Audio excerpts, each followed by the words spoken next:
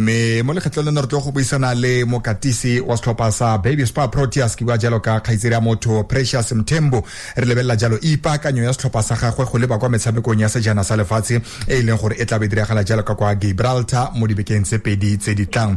Good afternoon, Coach Precious, and welcome to Ga-Rankuwa FM. Afternoon, everybody. Thank you for having me. Yeah, no, thank you very much for affording us your time this afternoon, Coach.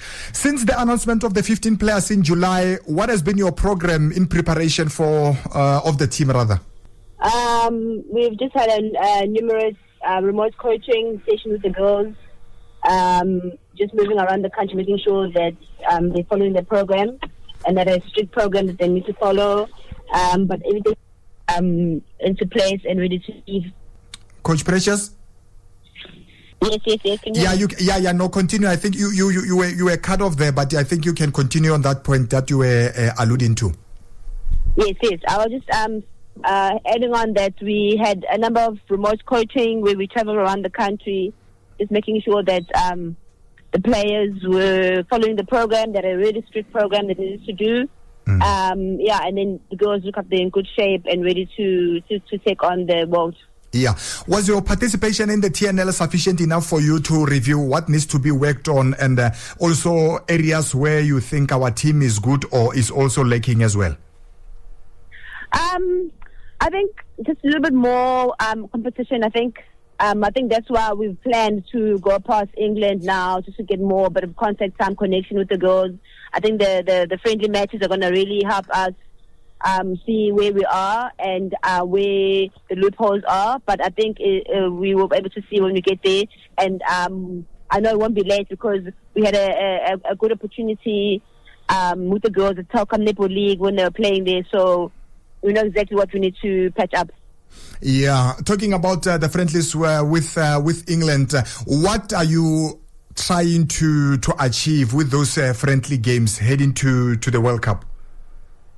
I think the physicality. I think we really need to work more over physicality. I think South Africans, our star doesn't really, allow this. But when we get to the World Cup, we just can't. It can't be a surprise for us. So the physicality and the speed, which we really need to implement when we get there, and make sure obviously the consistency, and also making sure that all other players is getting enough opportunity to step on court, and the opportunity when they're getting a chance, there's no big gap between any different combinations that you're putting on court. So each player is giving us something different. Oh yeah, we find ourselves in Pool D against the likes of Fiji, our SADC neighbors Malawi, the Barbados, and then Trinidad and Tobago. Have you got an opportunity to watch the games of the teams that will be competing with in our pool?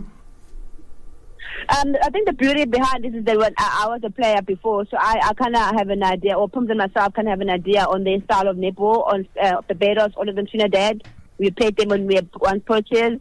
But yes, we've had have a look of their games previously. I know Trinidad against Jamaica, which we played them in the beginning of the year, so we kind of saw how they're playing. So yeah, we kind of have an idea. And obviously each and every one of them have a very different style of netball, and we just need to adapt to how they're taking on the court. Yeah, I mean, ordinarily at this time of the year, players will be busy playing varsity netball, but since that is currently underway at the moment, but now since they'll be representing the country, how proud are they to wear the green and gold and represent South Africa? I think it's part of it, it's an inspiration, and for the other players who are at university level. Definitely we want to take on the idea of players going to school, go to universities, and playing netball at such a highest level at the same time. I think these players are here to inspire and encourage other players that it is possible, and it's hard for them, so we really try to adapt and accommodate their studies, their exams with our program that we've had. So, for instance, like a training camp, we will give them a little bit of morning off or afternoon off or things like that. So we really try to accommodate all of them with their studies and make sure that they pass on and they do well while they're playing netball at the same time, because at the end of the day, education is the key. Indeed. I remember when you officially announced the team, you did say that the players that were not selected to represent the country, you'll have some sort of chat and also monitor their progress at their respective clubs. Have you maybe had an opportunity after announcing the 15 players to go and inform them as to why they didn't make the cut? Yes, it's part of the you know, it's a challenge, you know. It's part of the thing that we have to do as coaches, because at the end of the day we don't just dump the players, they form part of the system for us. Because anything can happen to the 15, they can be caught up. So, you know, these players need to be kept in a good space because they're young. So for them not making the team can be discouraged. It's very hurtful. It's emotional for them. But you know, when they didn't make it, I had to make a report on each one of them, what they need to improve on, what they're good at, their strengths. You know, that's really important also as well. Not only to focus on the negative stuff, but I think there's a lot of positivity you can take out of that. And I really believe that if I was allowed to take 20 players, I could have done that easily, because it was really hard to try and choose the best players to take on the world. You know, looking at positions and the players who were left behind. I think the beauty was they're playing with one another for so long that they were able to gel and adapt to how our coach. Yeah.